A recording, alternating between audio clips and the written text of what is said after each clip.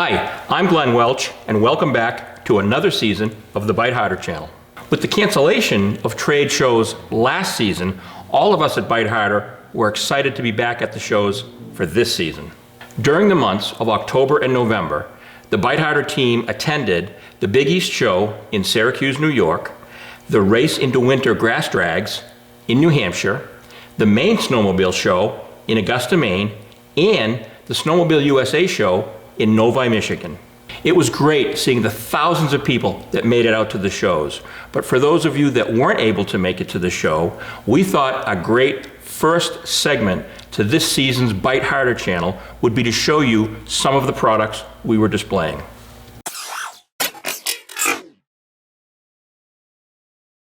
Today we're going to talk about the helmet safety lights, which are a total game changer in snow dust. That's how I came up with the idea. You guys have heard the story where I came up with the idea several years ago.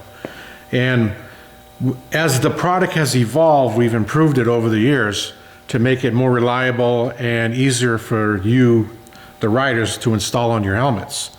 We also do colors, and the reason we do the colors is because it helps people in groups differentiate themselves from each other, so that, let's say your kids have a blue and a pink, and mom and dad have a red and a green. Well, you guys always know who you are, even if you get mixed up in another snowmobile group as people are passing you and stuff. So it's a great way of keeping the group together while you're riding, especially as a family unit.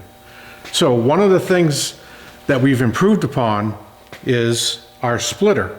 The way we've improved the product is we've made quite a few changes. The actual light is still the same 2 rows of LEDs, but now we've improved the wiring with a cold-proof wire, something that stays flexible in cold weather. We have improved our male connector, RCA connector, so that it's a right angle, which helps us stay in the female port much better, and there's less chance it'll move out.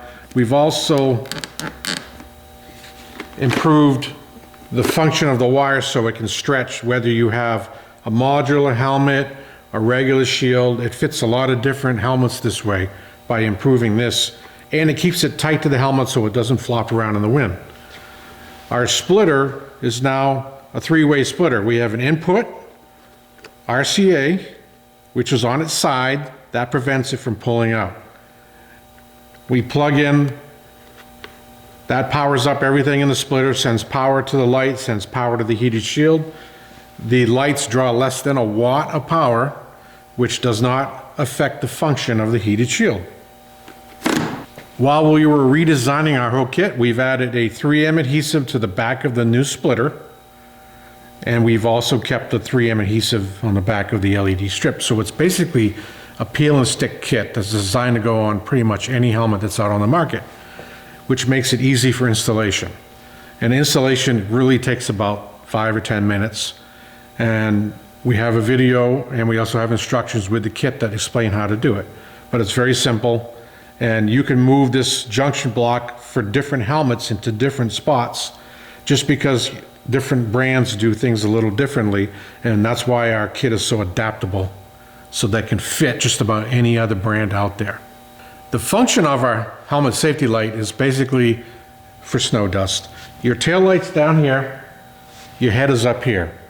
Your head is just going to be more visible to the riders behind you. So it's all about safety. It's about keeping people so they can keep their distance apart from each other, so we don't have any rear end collisions, anything like that. And that's why our helmet safety light works so well. Red is our most popular color, and we have the green, the blue, the pink, and the amber. The lights actually produce enough heat so that if any snow does get on the helmet, it's going to melt the snow. Another cool feature that we have, and you can check this out on biteharder.com, is we've come up with our own heated shield cord. More flexible in cold weather. It's a silicone overmolded wire. We also run a larger conductor wire within the cord so that it's a little bit more robust. It's not going to break. And we added a right angle connector, which works perfect with our new power port or splitter. So you can check out our new power cord and all of our helmet safety lights, along with all our other products, on biteharder.com.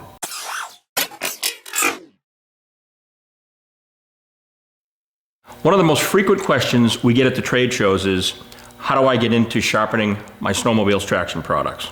I always recommend people to start off with the tool we developed 7 years ago. It's still our #1 bestseller. It's our Standard Series Carbide Runner Sharpening Tool. It's designed to work in your cordless drill.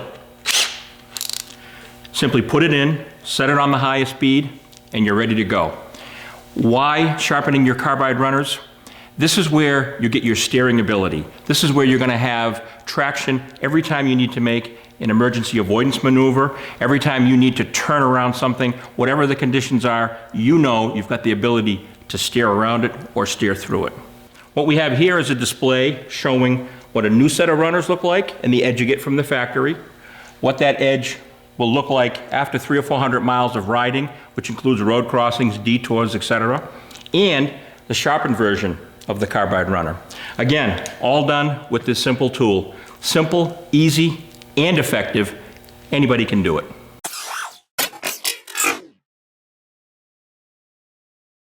When it comes to sharpening your studs, Bite Harder recommends sharpening at the beginning of the season and halfway through the season, depending on the conditions where you ride.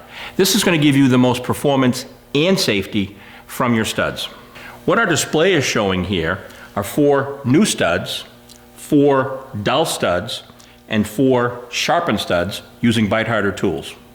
There is significant cost savings in sharpening your studs versus replacing your studs.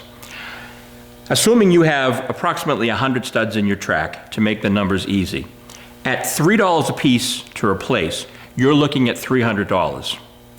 To sharpen your studs, buying a $150 sharpening tool, you're going to save right off the bat $150, and that tool can be used to sharpen over and over and over again. Most people don't realize that a stud can be sharpened 3 to 5 times before it needs to be replaced. By looking at a cross-section of a stud, you can clearly see how much carbide is in the stud and how far the sharpening can go. This can clearly save you hundreds, if not over $1,000 versus the cost of replacing your studs. Thanks for watching, and stay tuned for all the great segments we have planned to help make your snowmobiling safer while out having fun on the trails.